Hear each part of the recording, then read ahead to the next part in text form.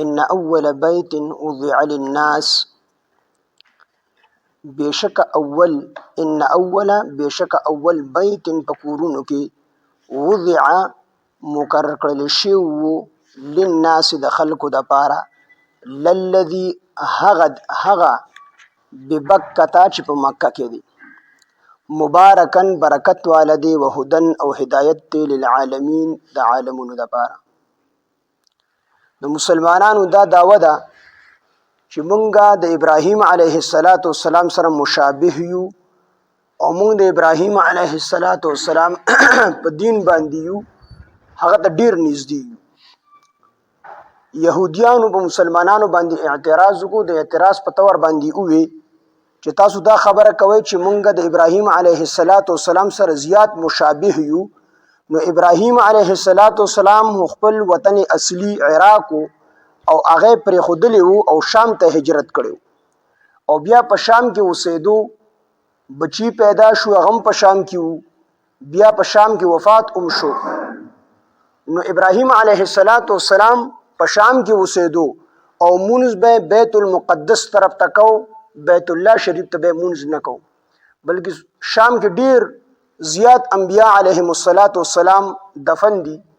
نو څومره انبیاء علیهم السلام چې نو هغه ټولو مونږ بیت المقدس طرف ته کړی دي، یعنی په مونږ کې بیت المقدس طرف ته مخ کړی دي، بیت الله شریف ته نه دی مخ کړی.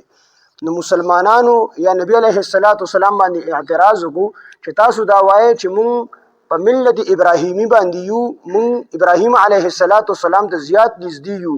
نو ابراهیم علیه السلام خو بیت المقدس ته مونږ کړی دی، نو تاسو ولې بیت الله شریف ته مونږ کوئ؟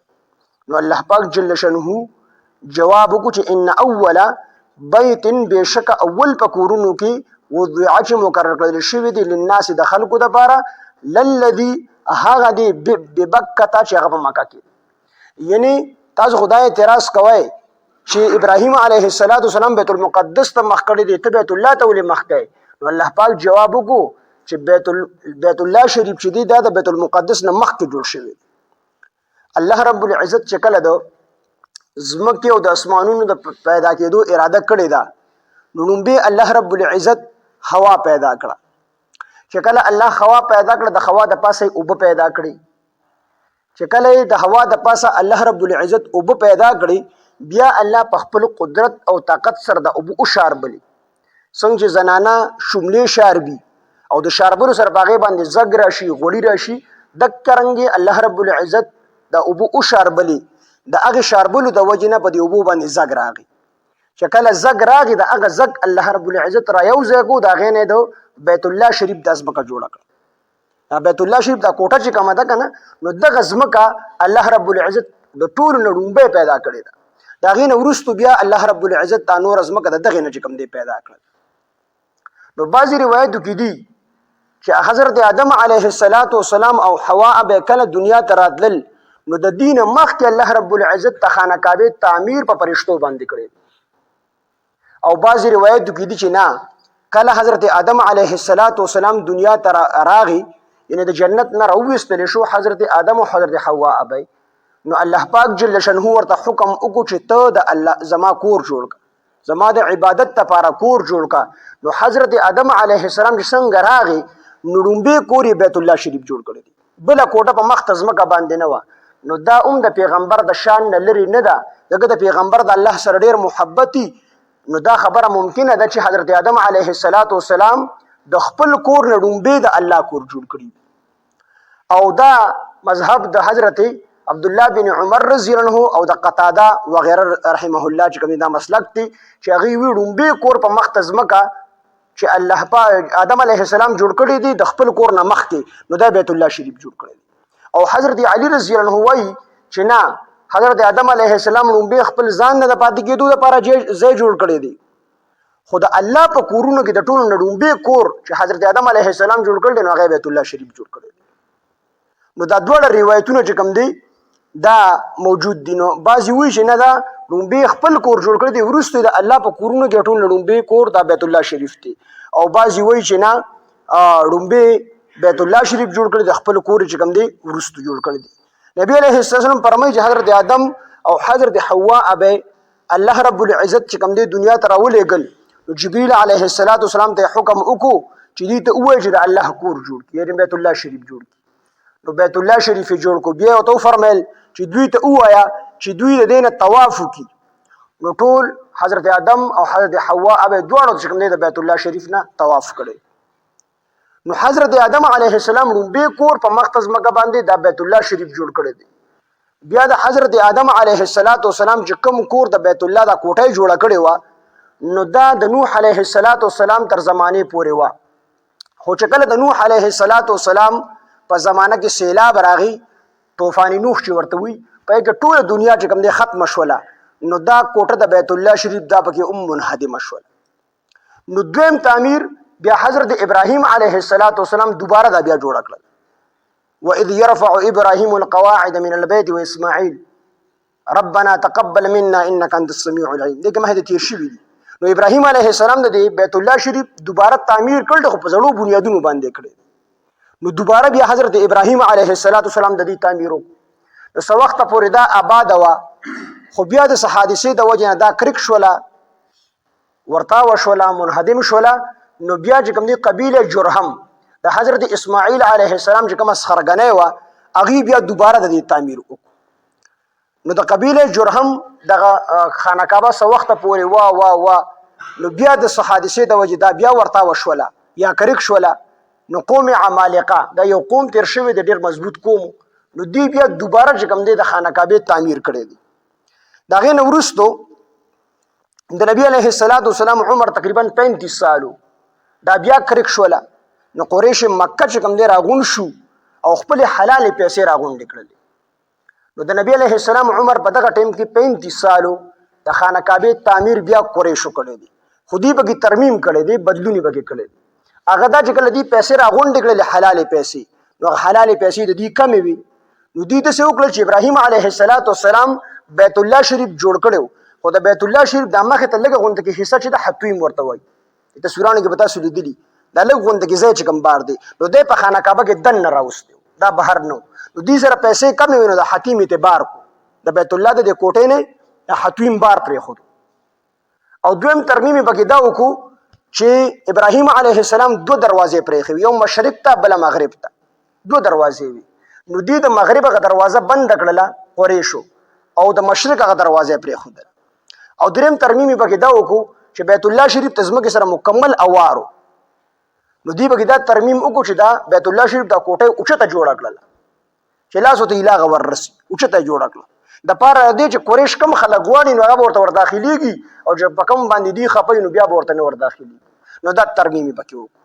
نو نبی علیه السلام یو بیا حضرت عایشې صدیقې رضی الله عنها ته وفرمایل چې زما زړه غواړي چې دا بیت الله شریف حضرت ابراهیم علیه السلام څنګه جوړ کړو، نو زما زړه غواړي چې اکه شانتې کړم، یعنې د حتیم پکې رادننه کړم، مغرب ته دروازه دی بنده کړې چې هغه پکې کولو کړم، او بیت الله شریف ته ځمکې سره مکمل اوار جوړ کړم. زما زړه دا غواړي. خو دا نوي مسلمانان شوي خلک دي، نو دوی به زړه کې وایي چې نبي علیه السلام په بیت الله کې مخفل تصرف وکړي، یعنې دی هم په خپله قبضه کې واغستو. نو د دې ویرې د وجې نه زه دا بیت الله نشم روانولی، دوباره نشم جوړولی. نو دا خواهش عایشې صدیقې رضی الله عنها ته نبی علیه السلام ښکاره کړی چې زما زړه غواړي چې زه دا اک شان چې څنګه ابراهیم جوړه کړې علیه السلام جوړه کړې په هغه طریقه جوړه کړم. خو دا خلک په وایي چې د په بیت الله خپله قبضه وکړله، نو د دې یارې د وجې نه زه په دې کې ترمیم نشم کولی. نو څه وخت پس چې کله د خلفای راشدینو دور ختم شو، نو د حضرت عایشې صدیقې رضی الله عنها خوری عبدالله بن زبیر د هغه حکومت راغی په مکه مکرمه باندې. نو هغه دغه شانتې وکړل. عایشې رضی الله عنها ته وفرمیل د نبي علیه السلام خواهش ورته مخې ته کړو چې نبی علیه السلام فرمایلي چې زما زړه غواړي چې دا بیت الله شریف په هغه طریقه باندې جوړ کړم په کومه طریقه چې ابراهیم علیه السلام جوړ کړی. خو زه د خلکو د ګمان نه یریږم چې خلک په دا ګمان په ما باندې وکړي چې د الله پیغمبر د الله په کور کې هم تصرف کوي، په هغه هم په خپله قبضه کې واغسته. نو چې دا خواهش عبدالله بن زبیر رضی الله عنه ته عایشې صدیقې رضی الله عنها ښکاره کړو، نو عبدالله بن زبیر اکه شانتې وکړل، حتیم یې پکې راګیر کړو، او دغه رنګې د مغرب چې کومه دروازه دوی بنده کړې نو دروازه به کوم ویستله، یعنې بیت الله مکمل روانې کړو، دوباره تعمیر کړو. او څنګه چې ابراهیم علیه السلام د ځمکې سره پیوس جوړ کړی، تک شان پیوس یې جوړ کړو، 2 دروازې پکې پرېښودلې، د حتویم د عیسی سره د بیت الله په دې کوټه کې راګیره کړل. خو د هغه وخت ډېر زیات کم و، او ډیر لږ وګي حکومت کړی دی. بیا په د باندې حجاج ابن یوسف د په مکه مکرمه باندې حمله وکړه او عبد الله بن زبیر رضی الله عنه د مکه مکرمه د بیت الله شریف سره خواته الته شهید او دا کوټه بیا د دې وجه نه روانه کړله چې خلک بیا به د عبد الله بن زبیر حجاج بن یوسف دا سوچ کو چې خلک په بیا عبد الله بن زبیر د دې نسبت کوي، یعنی د دنوم بکیږي تر قیامت پورې خلک بوج د عبد الله بن زبیر د نبی علیه السلام خواهش پوره کړو. نو د دې وجه نه حجاج بن یوسف راولګېدو او بیت الله شریف روان کو. خلکو ته وی چې عبد الله بن زبیر دا غلط کار کړو، نبی علیه السلام دا ابراهیم علیه السلام په شان نه جوړوله او دې راولګېدو د ابراهیم علیه السلام په شان دې جوړه کړله. نو دا د غلط کار کړو. نو اک شان دې جوړه کړه څنګه چې قریش جوړه کړه. دا اوس چې څنګه دا بد د حجاج ابن یوسف تلاس جوړه کړه. بیا څه وخت پس خلک بادشاہان چې کوم دی راولګېدل هغه وی چې موږ په دې کې بیا دوباره روانو دوباره چې کوم دی جوړو. د امام مالک رحمه الله دا ورو چې یعنی د نبی علیه السلام د دې حدیث مطابق چې عائشہ رضی الله عنها ته اظهار کړو چې زما زړه غواړي چې زه د ابراهیم علیه السلام چې څنګه جوړه کړې وه اک شانتې جوړه کړم. نو د دې حدیث د وجې نه علما راغون شو، بادشاهان راغون شو او هغې وی چې دا اک شانتې جوړو څنګه چې نبی علیه السلام خواهش کړی دی. خو امام مالک رحمه الله فتوا ورکړه چې دا ټیک نه دي. هغه وی دا ځکه ټیک نه دي چې کو ته په دې کې ترمیم وکړي یعنې روانه یې کې دوباره چې کوم دی جوړه کړي نو دا خو بیا یو کلونه غونډه کې جوړه شي. هر بادشاه به راځي او د خپل نوم دپاره به خانقاه رواني بیا به یې جوړي. چې کوم بادشاه راځي نو هغه به رواني جوړي به دا به خلکو له چې کوم دی یو لوبو ټوک یو څیز جوړ شي. د دې وجې نه هغه فتوا ورکړله چې د دې روانول او دوباره جوړول ټیک نه دي. نو اوس پکې مرمت چالو وي خو شکل د خانقاه نه بدلېږي. څنګه چې حجاج بن یوسف جوړه کړې ده نو اک شانتې جوړه ده. نو دا د لومبې کور چې کوم الله پاک جل شانه په مخ ته ځمکه باندې جوړ شوی دی نو هغه بیت الله جوړ شوی دی. نو دې کې دغه یهودو ته جواب الله پاک ورکړی دی چې بیت المقدس ته خو نورو انبیاو مخ کو خو بیت المقدس ته الله په کورونو کې د ټولو نه لومبې کور نه دی بلکې د ټولو نه لومبې کور چې الله جوړ کړی دی نو هغه بیت الله شریف چې کوم دی حضرت آدم علیه السلام دغه تعمیر کړی دی. بلکې یو صحابي ته نبی علیه السلام ابو ذر رضی الله عنه غالبا هغه د نبی علیه السلام نه تپوس کوي چې د الله پیغمبر په مخ ته ځمکه د ټولو نه لومبې کور د چا جوړ شوی، لومبې کور کم جوړ شوی دی. یعنی په مخ ته ځمکه د الله په کورونو کې د ټولو نه لومبې کور کم جوړ شوی دی. نو نبی علیه السلام ورته وفرمیل مسجد حرام یعنی بیت الله شریف. بیا تاسو کو د الله پیغمبر دویم کم کور جوړ شوی دی نو هغه نبی علیه السلام جواب ورکړو بیت المقدس. نو صحابي ابو ذر رضی الله عنه بیا تاسو کې د الله پیغمبر د دې دوه کورونو په منځ کې زمانه څومره تیر شوی ده. نو نبی علیه السلام وفرمیل 40 کاله یعنی بیت الله شریف 40 کاله مخکې جوړ شوی دی او بیت المقدس 40 کاله وروسته جوړ شوی دی. خدا نبی علیه السلام د ابراهیم علیه السلام په اعتبار سره وو چې ابراهیم علیه السلام لومبې کور خو خانقاه د آدم علیه السلام جوړه کړې وه، ابراهیم علیه السلام په زړو بنیادونو باندې کم دوباره تعمیر کړی دی. نو د بیت الله شریف دوباره تعمیر ابراهیم علیه السلام کړی دی دوباره او د بیت المقدس لومبې تعمیر دا ابراهیم علیه السلام کړی دی.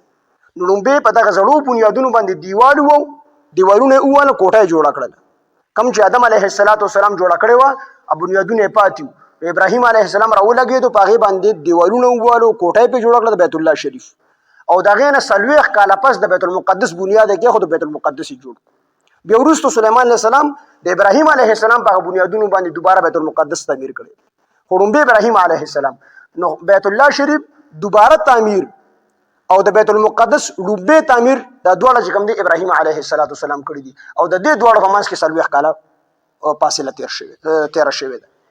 نو ځکه الله پاک فرمایي چې ان اوله بېشکه لومبې بیت په کورونو کې ان اوله بیت بېشکه لومبې په کورونو کې نه د الله په کورونو کې وضع چې مقرر کړل شي وو للناس د خلکو دپاره للذي هغه دی ببکته چې په مکه کې دی. بکه او مکه د یو څیز دی. ببکته چې په مکه کې دی دا مکه چې کوم دی نوم ته ویلی شي نوم دا مکه چې کوم دی د ټولې دنیا نوم دی. څنګه چې دا نوم د انسان منځ دی دقه شان د مکه د ټولې دنیا منځ دی او څنګه چې د دې نوم په ذریعه باندې ماشوم ته د مور په خېټه کې خوراک میلاویږي د تربیت کیږي دقه شان د مکې د وجې نه د بیت الله شریف د وجې نه د ټول انسانانو مسلمانانو روحاني تربیت کیږي. نو د دې وجې نه دې ته چې کوم دی مکه او بکه ویلي دي. مبارکن برکت والا دی. نو مبارک ځای دی. برکت څه مطلب؟ برکت مطلب زیاتېدل نو مکه مکرمه یعنی بیت الله شریف خو زیاتیږي نه، خو د دې دغه چې کوم دی تاریخ ډیر اوږد دی. یعنی د پیدایش د ځمکې نه چې کوم دی مخکې الله پاک جوړه کړې ده په فرشتو باندې، یا آدم علیه السلام چې راغلی دی جوړه کړې ده او تر اوسه پورې تر قیامته پورې دا موجوده وي. او په دې کې الله پاک ډیر لوی برکتونه ایښي. او مونږ تاسو څوک چې الله پاک حج له بوتلي دي او الله پاک چې څوک نه دي بوتلي هغې دي مونږ ټول د الله پاک حج له بار بار بوځي، نو هغې لیدلي دي چې هلته کې خپل سبزي او خپل فروټ وغیره دا چې کوم دي دومره زیات نه کېږي، د بار نه ورته راځي. خو تر نن تاریخه پورې په مکه مکرمه کې د سیس کمی نه دی راغلی. دا چا نه دي ویلي چې هلته کې دا سیس خلاص شوی دی یا دا یو سیس نه میلاویږي، بلکې بعضې خلک یو پیژني نه او هلته کې هغه سیس موجود دي. نو هر قسمه سیزونه الله پاک هلته کې پیدا کړي. په سوونو په زرګونو په لکونو حاجیان ځي او هلته کې څاروي چې کوم دی علالي په چا باندې دم ووړي، دا یو قرباني خو هر یو کوي، خو بعضې پکې 2 او 3 قربانۍ کوي، 4 پکې کوي، 5 پکې کوي. دا دومره څاروي خو تر نن تاریخه هلته چا دا نه دي اورېدلي چې دلته کې څاروي قات شوي دي بل ملک نه وله راوغواړي. میوه چې کوم دی پکې نه ختمېږي. یجبع علیه ثمرات کل شی، ثمرات کل شی، دا هر یو سیز چې کوم دی میوې هر یو سیز هلته کې میلاویږي.